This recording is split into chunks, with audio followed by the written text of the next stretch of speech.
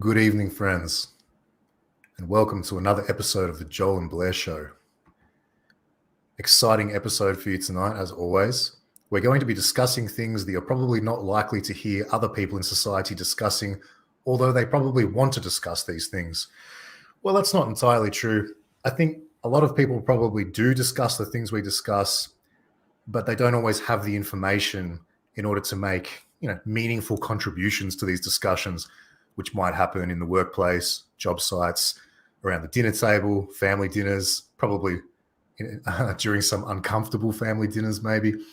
But as uncomfortable as some of the subjects we discuss are, they are our reality, and we do need to discuss them. They should be discussed. We can't just sweep the kind of things that we talk about under the rug and pretend it's not happening, because we are losing our rights. We are losing our identity as members of the Australian nation. And this needs to be addressed not just by you watching this and us talking about it, but by everybody in our country. Working class, middle class, man, woman, everybody needs to be talking about the things we're talking about here. So how are you this evening, Joel, and how's your week been, mate? Yeah, I'm pretty good. My week's been it's been all right, just been working. Weekend was nice. I went on a bushwalk with some mates.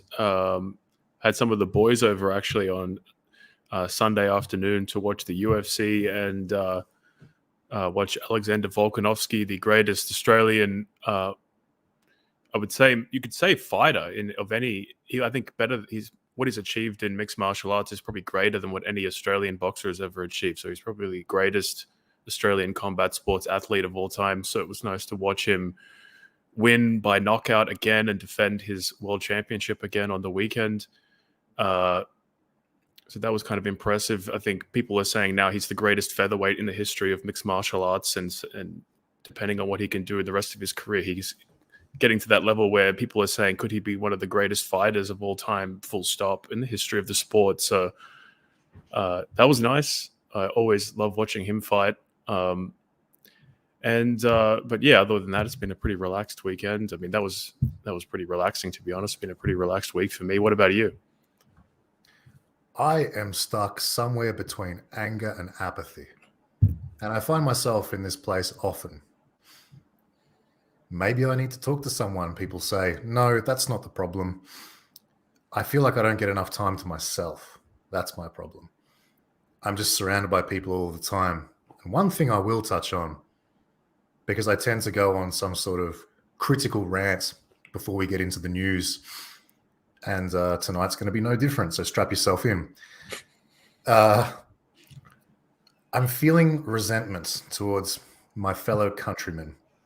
Not all of them, but those of them who are of poor quality, whether it's by stock or choice or a combination of those things, I'm not sure. But what frustrates me the most is a lack of spatial awareness. I'm reading a book on body language right now, and it has a chapter which explains that people tend to have 1 to 1.5 meters of a personal space, right? And you don't enter into a person's close space unless you're quite friendly with them, you know them quite well, that kind of thing. But what I'm finding is every time I go out there, whether it's to one of the feeding trough supermarkets that I unfortunately still have to go to on occasion, although I try to frequent local markets to avoid them wherever possible. But whenever I go out there, whether it's driving, walking, in a shopping complex, people come into my space, right? They cut in front of me. I was literally in the supermarket before we started this, right? And I was opening the fridge door to get some chicken tenders.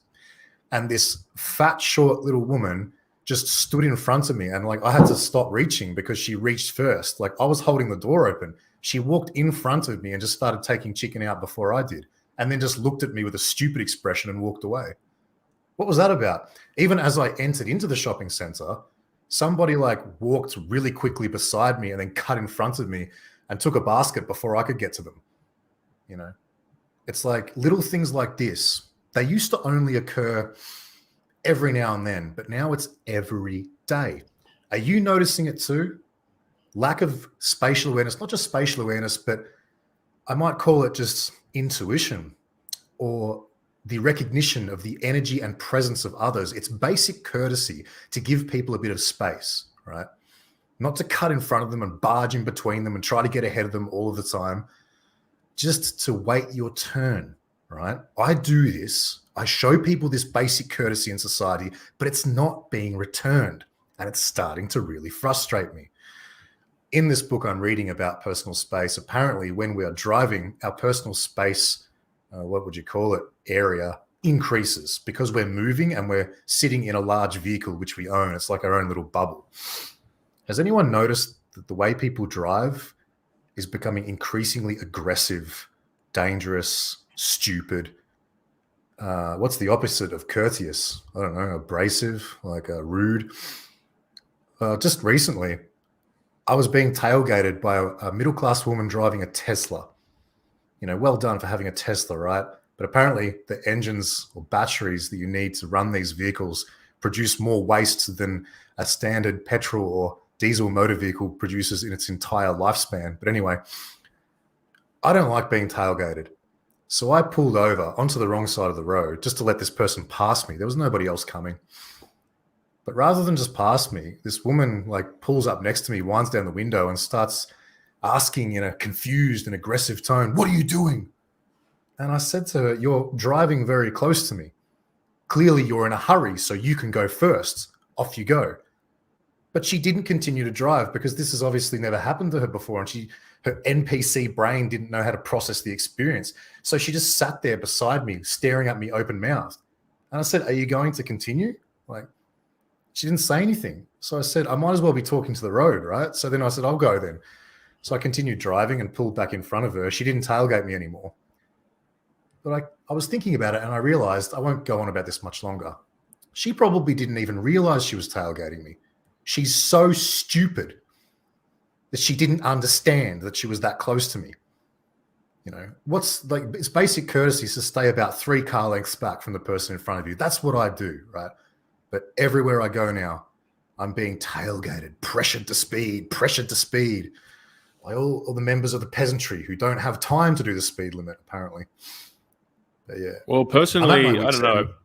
I find speed limits gay. I get annoyed when people do the speed limit. I want everyone sitting at minimum 10k over, if not 20. Maybe it's a Sydney thing. Everyone does. Everybody does. In Sydney, if everyone drives aggressively, and this is a philosophy that I think young white men in Sydney understand, then we can all get to the destination more quickly because everyone is driving with a kind of with a certain aggression. It all just works. If everyone's being aggressive, it all works. If only it were that simple. Problem, though, is when you get these Indian drivers and Asian women drivers that sit 10k below the speed limit, and just block you off and change lanes for no reason in front of you. I don't know. So maybe you think I'm a dick. Maybe according to your Melbourne standards, I found this in Melbourne. In Melbourne, I thought everyone was far more courteous than in Sydney, and people let you in when you kind of indicate to change lanes. In Sydney, we have a cutthroat approach. It's dog eat dog out there, and I personally prefer that because I think I like to drive fast. You're not taking into consideration the aging population of Australia and how slow to react they are. And the sheer amount of speed cameras. Oh, there's traffic cameras in Melbourne. Just the facts, there is shitloads of cameras in Melbourne. The fact of the matter is, at any point in time, there are so many laws. At any point in time when you're driving, you are in breach of multiple laws. At any point in time, whether it's to do with the roadworthiness of your vehicle, whether or not you checked your blind spot, whether or not you indicated in time, whether or not you're keeping left when there's the opportunity to do so. I've been fined for failing to keep left because I was doing the speed limit, driving in the middle lane on a freeway. This is totally exploitative. And so I've come to realize that if you just you need to drive slowly and do the speed limit because there's so much congestion and people are so retarded. You're not going to get anywhere any faster if you drive fast and aggressively. You're just going to stress yourself out. So now I just take my time. But what do I get in return? I get idiots pressuring me, tailgating me everywhere. It's not just being in the car. The car is just one part of the problem. It's also when I'm out of the car. There's no courtesy. And does this stem from pacifism? Because what person in their right mind is going to walk into my personal space and get awkwardly close abrasively close to me, or cut me off, or try to ruin my, like, make my day more difficult. What person, common sense person, is going to do that? It's like they think they can treat. The problem with pacifism is there's no. I was talking to a friend about this recently. There's no immediate consequence for mistreating other people in society, for talking down to them, for taking advantage of them, for all manner of just ill will towards people. You can get away with all of that because they can't do anything, because you can call the police and then they'll go to jail. That's the attitude everybody has out there. I think it's disgusting. I think people need a bit of healthy fear of each other, in my opinion. At least it would generate some more respect. I can remember when people in society respected each other more, because if you didn't respect people, someone might uppercut you. And that's a good thing.